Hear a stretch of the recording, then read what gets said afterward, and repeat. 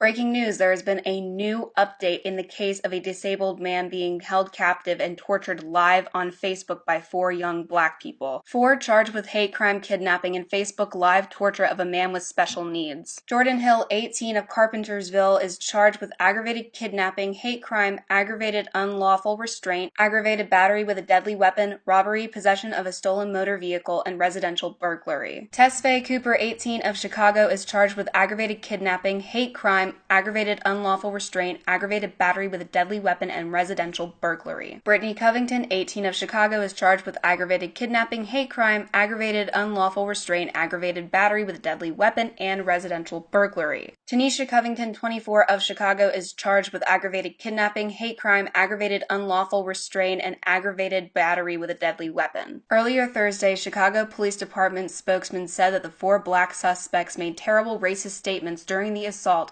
but that the police believe the victim was targeted because he has special needs, not because of his race. So to clarify, they are being charged with a hate crime, but not a racial hate crime. The hate crime is specifically because he has special needs. This is obviously a desperate attempt to relieve racial tensions that might arise from this incident. This is absolute BS, and let me tell you why. Every step along the way to this point, people have been trying to absolve these horrible people of their crimes. They've been trying to take responsibility off them. Let's take a look at some evidence of that, starting with the press conference. He said, although they are adults, they're 18. Kids make stupid decisions. I shouldn't call them kids. They're legally adults, but they're young adults, and they make stupid decisions. That certainly will be part of whether or not a hate crime is. Seek a hate crime and determine whether or not this is sincere or just ranting and raving. Notice that.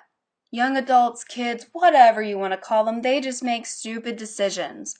Seriously, a stupid decision is speeding or doing donuts in a parking lot or riding your 4-wheeler off a ramp into a lake. That's a stupid decision. Kidnapping and torturing a mentally handicapped person for 48 hours, making him drink from a toilet and broadcasting it live on Facebook is far more serious than a stupid decision. But look at how they're trying to absolve these people of responsibility for their sickening and disgusting crimes. But it doesn't stop there. Let's take a look at CNN's coverage. First, I want to say this is absolutely sickening. It's unfathomable that so much hate and anger can fill up a person where they go out and they think that this is okay. And then it was stupid to do it on Facebook Live, but that's a whole nother story. So this is absolutely sickening, but I'm going to say something that's probably not very popular. We cannot callously go about classifying things as a hate crime. This is not a callous classification. This is fact. And this is also rich coming from the group of people who have pushed fake hate crimes without a second thought. But this, we have it 30 minutes live on Facebook in a video, and it's not a hate crime. Fuck you people. Motive here matters. So was this for hate of Donald Trump, the president-elect, because of things that he has said, or was this for pure hate of white people? That matters. It was probably both. Popular media rhetoric is fuck Trump and fuck white people. Now, we can't confirm that these people are affiliated with Black Lives Matter, as I implied in my original video. However, their actions and their statements are completely consistent with BLM rhetoric and actions. So whether or not they were directly affiliated with Black Lives Matter, they share the same rhetoric, and that rhetoric has been pushed by BLM for 2 years, and it has been safe housed by the mainstream media. This did not happen in a vacuum. This did not happen. So I'm sorry that I got that part wrong in my original video. I do sincerely apologize, and I corrected it in the comments. But we also need to remember that we live in a world where these sentiments are held by a protected domestic terrorist organization, and they are perpetuated by that organization and by the media. These are 18-year-old kids, and you look at the video, you're like, what is going on? What on earth? Why would anybody ever think that it was okay to treat another person like that for any reason? Calling them kids, painting them as sort of the victims in a way. Oh, they're kids, and how could they do this? But don't worry, they're kids. Even though it would probably take the mental development of an adult to even orchestrate a thing like this. A child would not be able to carry this out with this much premeditation and this motive. A child would not be able to hold somebody captive for 48 hours.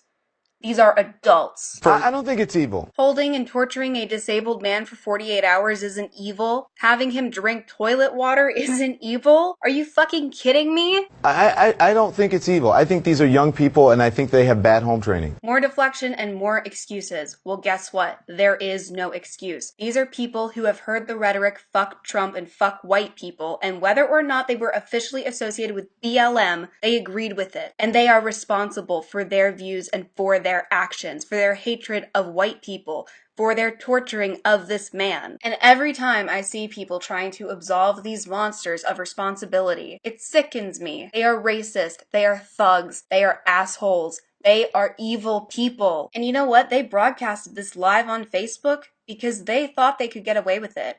They thought that there would be no consequences, and in a way, they are correct. Look at the rhetoric. Look at the way that this is being handled not only by the media, but by the police department itself. They're just kids.